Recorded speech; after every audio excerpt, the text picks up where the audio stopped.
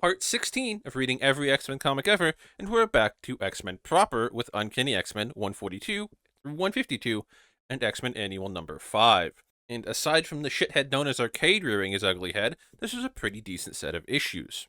The Days of Future Past arc continues as the X-Men fight the Brotherhood to stop them from killing Senator Kelly. Meanwhile, in the future, everyone dies.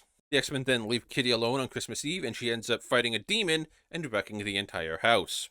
We then catch up with Scott as he finds some honest work on a fishing vessel in Florida, and then he has to beat Despire the only way he can. Man-Thing was also there. All the normal people related to the X-Men get taken and used as blackmail, so the X-Men have to go rescue Arcade from Doom. Charles calls in reinforcements, and they split up. Turns out this was all a trap for the X-Men themselves, and the B-Team heads to Murder World to rescue their human friends and succeed because Arcade sucks. The main X-Men team then escapes from their traps and deals with Arcade and Doom.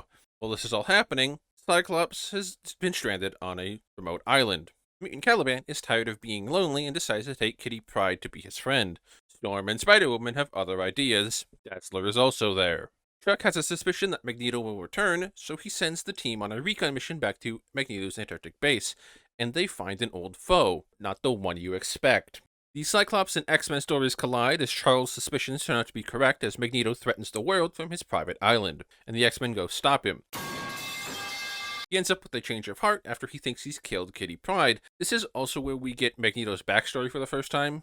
His kid's dead, his wife's left him, and he's a Holocaust survivor. After that, we have our annual break, where most of the Fantastic Four gets captured and Sue Storm goes to the X-Men for assistance. And they all go stop an alien invasion on a different world. Archon is also here. Finally, in a sad turn of events, Kitty Pryde is requested by her parents to leave Xavier's school and go to the Massachusetts Academy, which is owned by Emma Frost.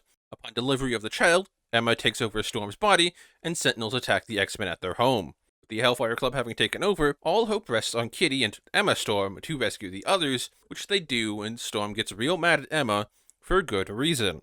Aside from the missteps when Arcade showed up, this was a pretty good batch of issues, like I said. With that, issues 145 and 146 both get 6 out of 10. Issues 142, 144, 147, 148, 149, and X-Men Annual number 5 all get 7 out of 10. And issues 143, 150, 151, 152, they all get 8 out of 10.